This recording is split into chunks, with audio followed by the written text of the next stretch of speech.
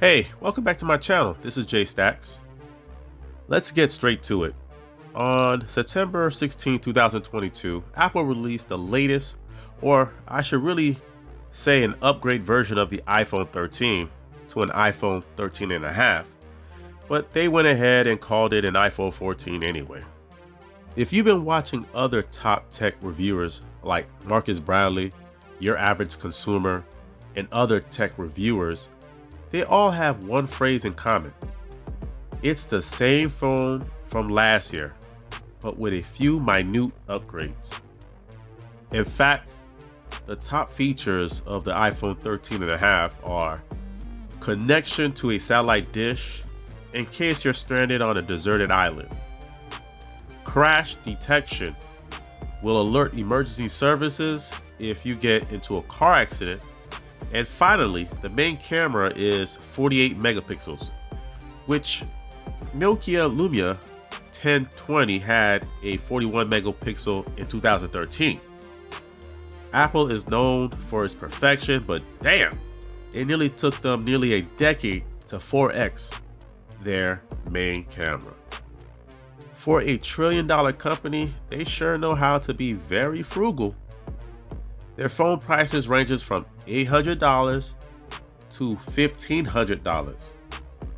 Besides that, who should buy this phone?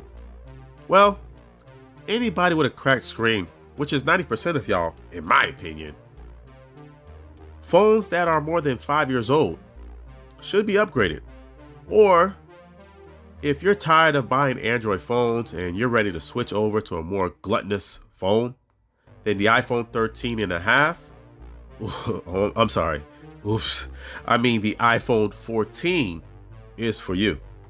On a scale from 1 to 5 from a potential buyer's perspective, I gave the iPhone 14 a total score of 3.6. Here's why. My score is based on 5 categories: performance, features, design, camera, and cost. I gave the iPhone 14 a score of 5 for their performance because overall, Apple always makes sure before releasing any of their products, they make sure it's performing at its very best before releasing it, which they have done consistently. Apple for some time now has been behind the 8 ball when it comes to adding new features to its iPhone lineup. So that is why I'm giving them a 2, and this phone is one of them. For example, the new feature, Dynamic Island, is basically an upgraded version of the notification bar. So yeah. For their design efforts, if it's not broken, don't fix it mentality, they get a score of 3 from me. I do believe in that mentality, but I wouldn't repackage an iPhone 13, sprinkle a few upgrades, and call it an iPhone 14. Forget Apple Care. They should rename it and call it Apple Scam Likely.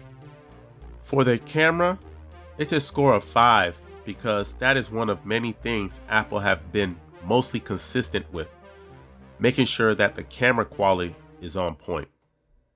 Finally, the cost. In my opinion, iPhone prices always been accurate to its target consumers. It's a luxury phone that holds a lot of status, but for me, I like high performance smartphones at a reasonable price, so I gave it a score of 3. I wish the iPhone 13 and a half, my bad.